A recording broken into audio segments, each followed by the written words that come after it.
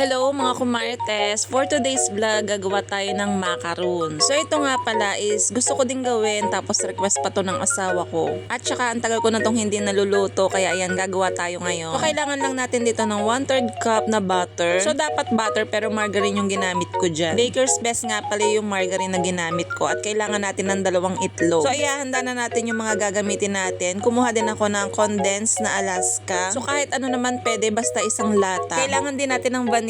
Umorder pa ako dito sa online. Sa isang mixing bowl, magsisip tayo ng 1 cup na all-purpose flour. Sa macarons talaga, gusto ko yung may harina. Yung iba kasi walang ingredients na harina. Tapos kailangan din natin ng 2 cups na desiccated coconut. Sa online ko lang din to binili. Alam nyo naman, tamad akong mag-grocery sa labas. And then, mag-a-add tayo ng 2 teaspoon na baking powder para umalsa itong ating macarons. So marami namang ingredients online. Hanap na lang kayo kung ano yung mas bet nyo. So ayan, ready na yung ating dry ingredients. Dito naman tayo sa ating wet ingredients. Inalamig ko na nga pala yung melted butter kanina, tapos naglagay lang ako ng itlog, 2 itlog yung kailangan natin. Isa-isa lang yung lagay ng itlog tapos haluin nyo. Pag nalagay nyo na yung 2 itlog, ang next naman natin is itong condensed na gatas. Syempre sa idin nyo at sayang yan. Pagkatapos i-mix